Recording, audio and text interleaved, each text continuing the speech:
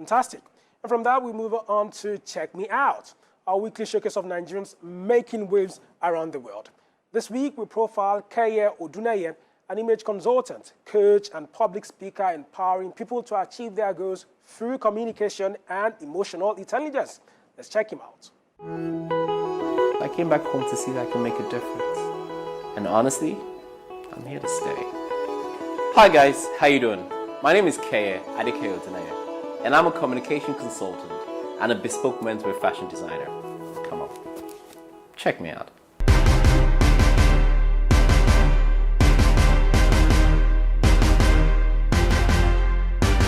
Growing up in Ikeja was a very interesting one. I was a very creative kid, and I believe I still am.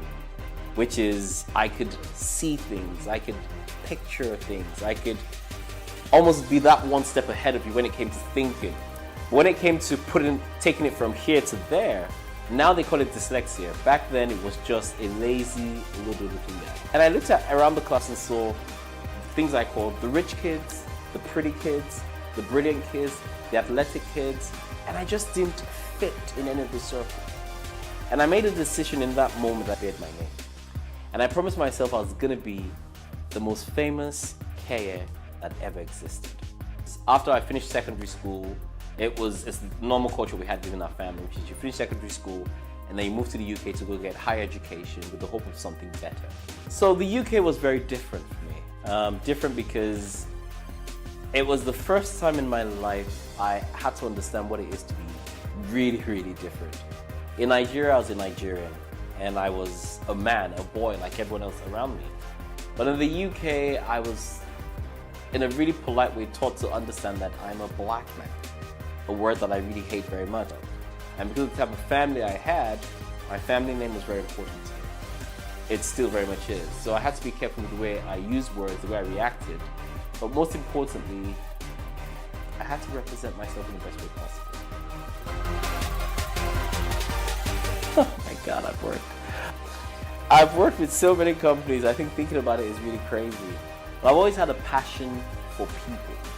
And that triggered what I do, which is called Keye London, which is bespoke fashion for men.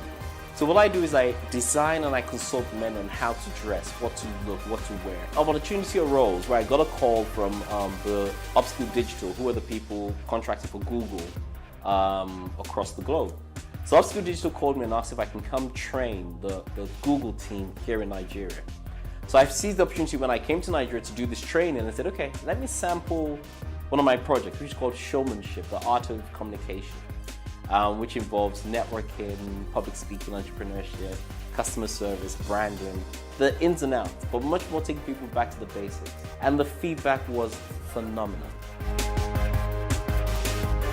Look for a service that people would need and use that to earn as you grow.